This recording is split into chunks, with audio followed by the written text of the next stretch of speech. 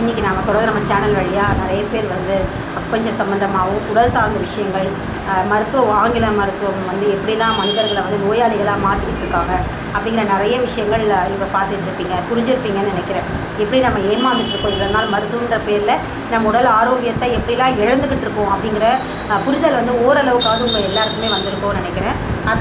அதுக்கு உதவுன இந்த சேனலை வந்து நிச்சயமாக வந்து அந்த இதில் வந்து இந்த சேனலை நிச்சயமாக வந்து நம்ம வந்து பாராட்டணும். ஏன்னா நமக்கான ஒரு புரிதல், இவ்வளோ நாள் ஏதோ ஒரு கடிவாள குதிரை மாதிரி ஆங்கில மருத்துவம் தான் உலகத்திலே வசதியான மருத்துவம், மேன்மையான மருத்துவம் அப்படின்னு சொல்லிட்டு நம்மளுடைய மரபு மருத்துவமான சித்த மருத்துவத்தை கூட ஒதுக்கி வச்சுட்டு அதை கூட நம்ம மதிக்காமல் அதை ஒரு கேவலமாக, அதாவது அது வந்து சயின்டிஃபிக்காக இல்லை, வந்து ஏதோ இலத்தழலாம் வச்சுருக்காங்க. உடலோட அறிவியல், பாடி சயின்ஸ், ஃபிசியாலஜி எல்லாமே ஆங்கில மருத்துவத்தால் தான், ஆங்கில மருத்துவம் தான் சரியாக சொல்கிறாங்க, பெரிய பெரிய நோய்களுக்கெல்லாம் சிறந்த மருத்துவமாக ஆங்கில மருத்துவம் தான் இருக்குது அப்படின்னு சொல்லி இவ்வளோ நாள் நம்ம வந்து தவறாக வந்து புரிஞ்சுட்டு இருந்தோம் இல்லையா. ஸோ அந்த மாதிரியான அதாவது ஒரு கண்ணை கட்டி விட்டுருக்காங்க இல்லையா, கட்டி விட்டாவாங்க நம்ம இவ்வளோ நாள் இருந்துட்டுருக்கோம். இந்த கண் கட்டல்லேருந்து நம்ம வெளியே வந்து இன்றைக்கி ஒரு நம்ம உடலை பற்றின ஒரு புரிதலும் மருத்துவம் பற்றின புரிதலும் நிச்சயமாக அந்த காணொலிகள் வழியாக உங்களுக்கு கிடச்சிருக்கும் அப்படின்னு நம்புகிறேன். இன்றைக்கி நம்ம வந்து அக்குபஞ்சர் பற்றி, மருத்துவம் பற்றி பேசலாம். ஏன்னா இவ்வளோ நாள் வந்து எவ்வளோ விஷயங்கள் பற்றி நம்ம பார்த்துக்கிட்டு இருந்தோம். அக்குபஞ்சருடைய சம்மந்தப்பட்ட நிறைய விஷயங்கள் பார்த்தோம். அதாவது ஆங்கில மருத்துவம் என்னென்னலாம் வந்து நமக்கு வந்து நம்ம உடல் ஆரோக்கியத்துக்கு எப்படிலாம் விளைவிக்குது அப்படிங்கிறத பார்த்தோம்.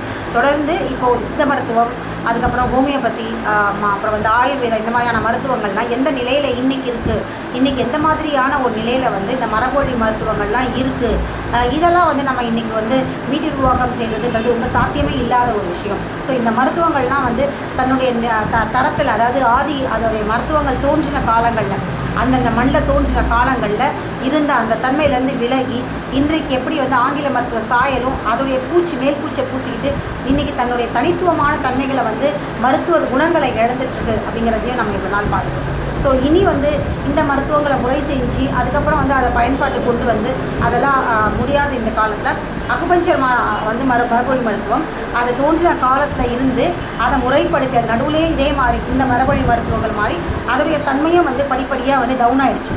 அழிஞ்சிட்டே வரும்பொழுது தான் டாக்டர் பிரதர்ஸ் வந்து அதை மீட்டுருவாக்கம் செஞ்சு திரும்பி அதோடைய ஆதி நிலை, அதோடைய ஆதி வேர், அந்த ரூட்டை வந்து பிடிச்சி முறைப்படுத்தி மறுபடியும் அதே சீன மருத்துவத்தை வந்து இந்திய மருத்துவம், அதாவது மீட்டுருவாக்கம் செஞ்சதுனால இந்திய மருத்துவம் நம்ம சொல்லலாம். ஏன்னா சீனா தான் அதோடைய ஆதி பிறப்பு தான், அங்கேதான் பிறந்தது, அங்கே தான் ஒற்றைப்புள்ளி சிகிச்சை இருந்தது. ஆனால் அதே சீனா கைவிட்டு கை கழுவி இனி அதை அங்கேயும் வந்து ஆங்கில மருத்துவத்துடைய துணை மருத்துவமாக அக்குபஞ்சர் பயன்படுத்தப்பட்டு கைவிட்ட நிலையில தான் இந்தியாவில் வந்து டாக்டர் ஃபஸ்லூர் ரஹ்மான், சித்திக் ஜமால் 2 பேரும் போய் அந்த மருத்துவத்தை முறைப்படுத்தி அதே பழைய தன்மையிலேருந்து கொண்டு வந்து நமக்கு சேர்த்துருக்காங்க இல்லையா.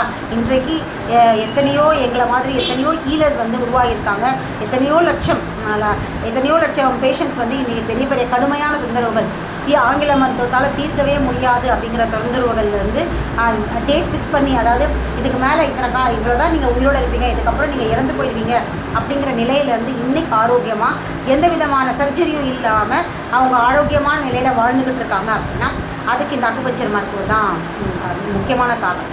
அதை விட இன்னும் முக்கியமாக சொல்லணும்னா, இன்றைக்கு வந்து இந்த கொரோனா காலங்கள் அப்படின்ற ஒரு நெருக்கடியான நிலை இருந்துச்சு, தெரியும் இல்லைங்களா. எல்லாருமே உலகமே ஸ்தம்பித்து போன அந்த காலங்களில் அந்த தொற்று பயத்தில் எவ்வளோ பெரிய உலகத்தையே ஆண்டுருக்க அமெரிக்க ஜனாதிபதியிலேருந்து இந்திய பிரதமர் வரைக்கும் அரண்டு போயிட்டு இருந்த அந்த காலங்களில் எங்கள் அக்குயிலர்ஸ், நாங்கள் எங்களுடைய ஒற்றைப்புள்ளி சிகிச்சை செய்கிற அக்குபஞ்சரிஸ்ட், நாங்கள் வந்து எந்த விதமான நோய் பயமும் இல்லாமல் நாங்கள் ஆரோக்கியமாகவும் ஃப்ரீயாகவும் ரிலாக்ஸாகவும் இருந்தோம். உலகம் முழுக்கவுமே வாழ்ந்துட்டு இருக்க ஜனங்களில் தொல்குடியினர், எல்லா நாடுகளையும் தொல்குடியினர் இருப்பாங்க இல்லையா, தொல்குடியினர் மற்றும் இந்த எங்களுடைய அது இல்லாமல் தொல்குடியினர் அவங்க இயற்கையோடு வாழ்ந்துட்டுருக்காங்க, காட்டில் இருக்காங்க. ஸோ அவங்க அந்த பயம் இல்லாமல் இருக்காங்க. அதுபோக நகர வாழ்க்கையில் உலக மக்களோடு இணைஞ்சிருக்கிற மொத்த மக்களில் அக்குயிலஸ் இந்தியாவில் சவுத் சைடில் இருக்கிற அக்குஹீலர்ஸ் அக்குபஞ்சரிஸ்ட் ஒற்றை புள்ளி செய்கிற அக்குபஞ்சரிஸ்ட் நாங்கள் மட்டும்தான் கொரோனா அப்படிங்கிற நோயாக பார்க்காம கழிவு நீக்கமாக பார்த்து எந்த விதமான, அதாவது எத்தனையோ மரபு வழி மருத்துவங்களில் இந்த மரபு வழி மருத்துவத்தை பின்பற்ற நாங்கள் மட்டும்தான் நோய் தொற்றை பற்றின பயமே இல்லாமல் இருக்கும். ரொம்ப ஃப்ரீயாக உலாத்திட்டு இருந்தோம். அரசு சொன்ன எந்த விதமான அந்த பாதுகாப்பு கவசங்கள்னு சொன்னாங்க இல்லையா, அதை பற்றின எந்த ஒரு அதை எதுவும் நாங்கள் பயன்படுத்துனதும் கிடையாது. அதை பற்றின அதை பற்றின எந்த தாட் கூட கிடையாது. அதை நாங்கள் வந்து ஒரு பொருட்டாகவே மதிக்கலை. ஏன்னா புறப்பொருள்களை வந்து நாங்கள் எப்போவுமே இந்த உடலை வந்து புறப்பொருளோடு இணைக்கிறதே இல்லை. எங்களுடைய சிகிச்சையாக இருக்கட்டும், எங்களுடைய பார்வையாக இருக்கட்டும், அகத்தை நோக்கி தான் போயிருக்கோம். சரிங்களா?